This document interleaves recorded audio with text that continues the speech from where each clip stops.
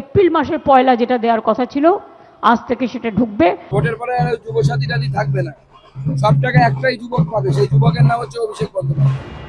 বকেয়া ডিএ মেটাতে আরও সময় চেয়ে শুক্রবার সুপ্রিম কোর্টের দ্বারস্থ হয়েছে রাজ্য সরকার। 31শে ডিসেম্বর পর্যন্ত সময়সীমা বাড়ানোর আবেদন করা হয়েছে। আর ঠিক তার পরের দিনই বাংলার যুবসাথী প্রকল্প চালুর দিন আরও এগিয়ে আনলেন মমতা বন্দ্যোপাধ্যায়। 1 এপ্রিল নয়, শনিবার থেকে অ্যাকাউন্টে ঢুকবে বাংলার যুবসাথী প্রকল্পের টাকা। শনিবার মেট্রো চ্যানেলের ধর্ণা মঞ্চ থেকে ঘোষণা করলেন তিনি। লক্ষ্মী ভান্ডার অলরেডি মার্চ থেকে ঢুকে গেছে, ফেব্রুয়ারি থেকে ঢুকে গেছে। লক্ষ্মীর ভান্ডার ফেব্রুয়ারি মাস থেকে ঢুকে গেছে। শুনুন, আমরা যেটা বলি আমরা করি, আর অন্যরা যেটা বলে সেটা ছবিতে বাঁধিয়ে রাখে, এইটাই হচ্ছে তফাৎ। উনি হিসাব করেছেন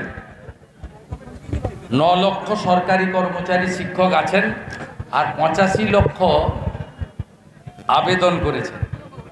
উনি হিসাব কষে দেখেছেন, হেরে তো গেছি, যদি এইটা করে 1,500 টাকা দিয়ে যদি কিছু ভোট পাওয়া যায়।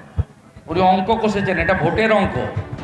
এপ্রিলের বদলে 7ই মার্চ থেকেই যুবসাথী প্রকল্পের টাকা দেওয়া নিয়ে কটাক্ষ করেছে কংগ্রেসও। মমতা যত বুঝছে হাল বেহাল হচ্ছে, তত তাদেরকে টাকা দিয়ে ঝামেলা মেটাতে চাইছে। যদি তার মধ্যে ভোট ঘোষণা হয়ে যায়, তার টাকা দেওয়া যাবে না, তাই তাদেরকে টাকা দিয়ে দাও, এই তো গল্প। বিধানসভা ভোটের আগে গত 5ই ফেব্রুয়ারি অন্তর্বর্তী বাজেটে বাংলার যুবসাথী নামে নতুন প্রকল্পের ঘোষণা করেন অর্থমন্ত্রী চন্দ্রিমা ভট্টাচার্য। যে প্রকল্পের মাধ্যমে ন্যূনতম মাধ্যমিক উত্তীর্ণরা সুবিধা পাবেন। প্রতি মাসে 1,500 টাকা করে এই বেকার ভাতা পাওয়া যাবে 5 বছরের জন্য। প্রথমে 2026-এর 15ই আগস্ট থেকে এই প্রকল্প চালু করার কথা হলেও পরবর্তীকালে ভাতা চালুর সময়সীমা 1 এপ্রিলে এগিয়ে আনেন মুখ্যমন্ত্রী। এবার সেই 1 এপ্রিলের বদলে 7ই মার্চ থেকেই চালু হয়ে গেল যুবসাথী প্রকল্প। আশাবুল হোসেন, রানা দাস ও ঝিরাম করঞ্জায় রিপোর্ট, এবিপি আনন্দ। একজন হোদল কুতকুত আছে, তিনি বসে বসে কলকাঠি নাড়ছে। কেন্দ্রীয় স্বরাষ্ট্রমন্ত্রী অমিত শাহ থেকে জাতীয় নির্বাচন কমিশনার জ্ঞানেশ কুমার, মেট্রো চ্যানেলের ধর্ণা মঞ্চ থেকে এদিন নাম না করে দুজনকেই আক্রমণ করলেন মমতা বন্দ্যোপাধ্যায়। এসআইআর এর চূড়ান্ত ভোটার তালিকায় আপাতত 63 লক্ষের বেশি নাম বাদ গেছে বলে জানিয়েছে নির্বাচন কমিশন। নির্বাচন কমিশনের শনিবারের পরিসংখ্যান অনুযায়ী মমতা বন্দ্যোপাধ্যায়ের নির্বাচনী কেন্দ্র ভবানীপুরে বাদ পড়েছে 2342 জনের নাম।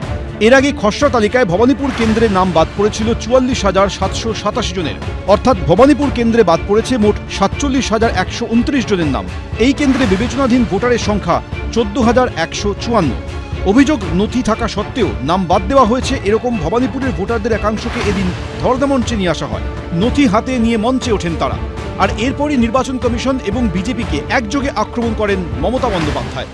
ভোট চোর বিজেপি, ভোট লুট বলছে ঝুট, ভোট লুট করছে দেখুন, অধিকার লুট করছে দেখুন, গণতন্ত্র লুট করছে দেখুন, নাগরিক অধিকার লুট করছে দেখুন, সাংবিধানিক অধিকার লুট করছে দেখুন, রাইট টু ভোট লুট করছে দেখুন। এই লুটেরাদের কোনো ক্ষমা আছে? But they are violating all this because of BJP bias commission. Vanish করছে, he wants to vanish, only you are satisfying BJP. মৃত ভোটাররা সব কবর থেকে উঠে এসে ভোটার লিস্টে নাম তুলেছিল। অন্য ক্ষেত্রে আমরা দেখেছি যেই এসআইআর হলো সুরসুর করে তারা আবার কবরে ফিরে গেল।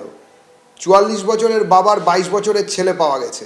তো এই ধরনের অদ্ভুত জিনিস তো দেখা গেছে, আমরা তো পেয়েছি। সুতরাং এর নতুন কথা কি? উনি কি বুঝবেন? নির্বাচন কমিশনের সঙ্গে বুঝুন, বা উনি যখন দায়িত্ব নিয়েছেন উনি দায়িত্ব নিয়ে করুন।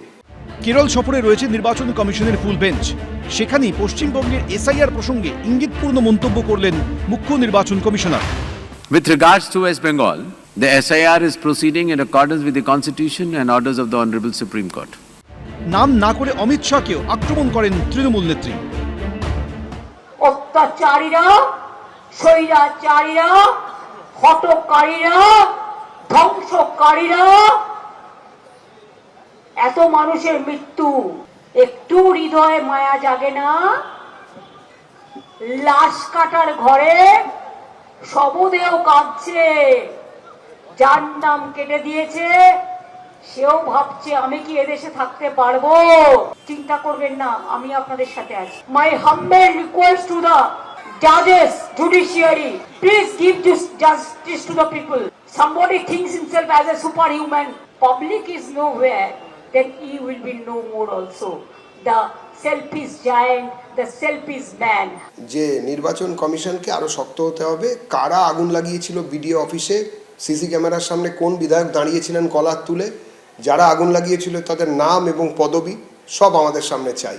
তাহলেই বোঝা যাবে কাদের নেতৃত্বে, কাদের অনুপ্রেরণায় কারা আগুন লাগিয়েছিল, কারা ফর্ম 7 টেনে ছিঁড়ে দিয়েছে, কারা বাজেয়াপ্ত করেছে, কারা প্রশাসনকে সঙ্গে নিয়ে, পুলিশকে সঙ্গে নিয়ে ফর্ম 7 লুট করেছে কার্যত। সবাইকে আইনের আমলে আনতে হবে।